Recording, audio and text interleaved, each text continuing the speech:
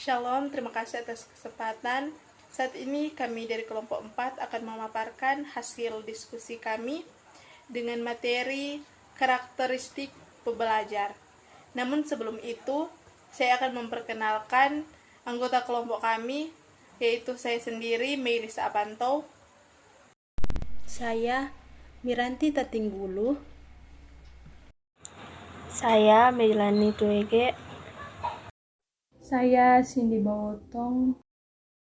Kita masuk dalam materi, yaitu apa itu karakteristik pembelajar atau peserta didik.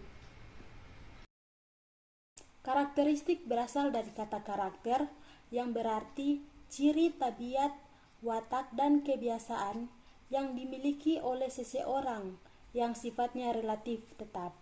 Karakteristik peserta didik dapat diartikan keseluruhan pola kelakuan atau kemampuan yang dimiliki peserta didik sebagai hasil dari pembawaan dan lingkungan, sehingga menentukan aktivitasnya dalam mencapai cita-cita atau tujuannya.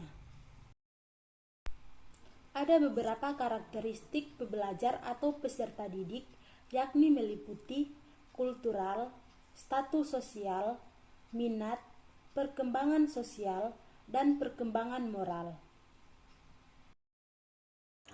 Selanjutnya, mengapa guru atau pendidik harus mengetahui karakteristik pembelajar atau karakteristik dari peserta didik?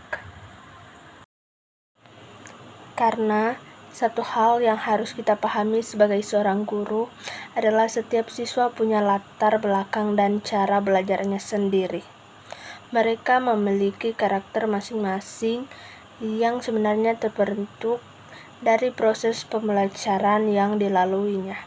Sebagai guru, kita harus mengetahui karakter peserta didik yang berbeda-beda, sebab hal itu berkaitan dengan cara kita merancang dan melaksanakan pembelajaran yang sesuai. Selanjutnya, bagaimana cara guru menyikapi karakteristik pelajar atau peserta didik yang berbeda-beda? Sebagai seorang guru, tentu tidaklah heran dengan adanya perbedaan karakteristik siswa peserta didik. Nah, hal ini harus kita lakukan sebagai seorang guru atau pendidik, yaitu yang pertama, seorang guru tidak boleh membeda-bedakan antara peserta didik yang baik, yang pintar, malas, nakal, atau yang lainnya.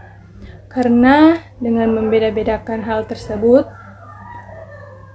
dapat menimbulkan kesengajaan sosial di antara peserta didik, dan pasti mereka merasakan bahwa guru melakukan pilih kasih. Dan yang kedua, seorang guru harus bersikap adil dan baik dalam bentuk perhatian atau dalam pembelajaran. Kita masuk ke dalam kesimpulan. Dapat disimpulkan bahwa pemahaman atas karakteristik peserta didik dimaksudkan untuk mengenali ciri-ciri dari setiap peserta didik yang nantinya akan menghasilkan berbagai data terkait siapa peserta didik dan sebagai informasi penting nantinya dijadikan pijakan dalam menentukan berbagai metode yang optimal guna mencapai keberhasilan kegiatan pembelajaran. Nah, mengapa juga guru harus tahu karakter dari siswanya? Karena setiap peserta didik memiliki karakter yang berbeda-beda.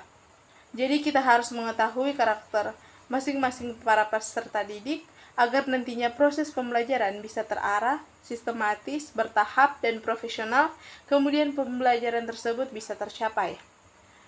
Cara guru dalam menyikapi perbedaan tersebut, salah satunya dengan menciptakan iklim belajar yang kondusif.